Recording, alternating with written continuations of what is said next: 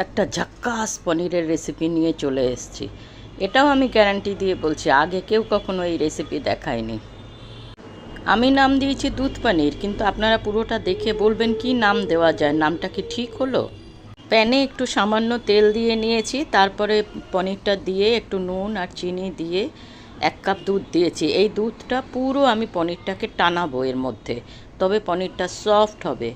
আর এটা সবই একটু স্লো ফ্লেমে করতে হবে, হাই ফ্লেমে করলে এটা জ্বলে যাবে সম্পূর্ণ। একটু আস্তে আস্তে নাড়িয়ে নাড়িয়ে এধার ওধার করে করে করতে হবে। এই দেখুন আস্তে আস্তে পুরো দুধটা এর মধ্যে টেনে গেছে, এত সফট হয়েছে দেখুন, ভেঙে যাচ্ছে। আর একটু তেল দিয়ে দিলাম গ্রেট করা পেঁয়াজ। পেঁয়াজটা একটু নাড়াচাড়া করে সফট হয়ে গেছে। এবার আমি দিয়ে দিলাম আদা রসুনের পেস্ট এর মধ্যে। এখানে আমি ক্যাচের জিঞ্জার গার্লিক পেস্টটা ব্যবহার করেছি। যাদের হাতে আমার মতন সময় খুব কম থাকে তারা এরকমভাবে কিনে নিতে পারেন। ক্যাচের জিঞ্জার গার্লিক পেস্টটা সত্যি ভীষণ সুন্দর। এবার দিলাম ধনের গুঁড়ো, জিরের গুঁড়ো, গরম মশলা। আর এখানে আমি কোনো রকম হলুদ বা শুকনো লঙ্কার গুঁড়ো কিছু দেব না, আর দেব লাস্টে গোলমরিচের গুঁড়ো।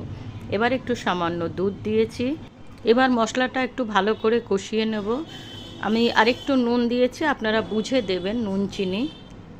এবার দিলাম হাঙ্কার্ড। এটা আমি ছাঁকনির মধ্যে 15 মিনিট রেখে দিয়েছিলাম। দেখুন মালাইয়ের মতন পুরো হয়ে গেছে দইটা। এই দইটার জন্য এত সুন্দর গ্রেভিটা মাখা মাখা হবে না, মনে হবে যেন মাখন একদম। ওই জন্য অবশ্যই হাঙ্কার্ড দেবেন, এমনি দই দিলে কিন্তু হবে না। এখন দিয়েছি ডেসিকেটেড কোকোনাট। আমি সবসময় বলি যাদের ঘরে নারকেল আছে তারা নিজেরা কুড়িয়ে নেবেন, ওটা বেশি টেস্ট হয়। এখন দিয়ে দিলাম দুধ।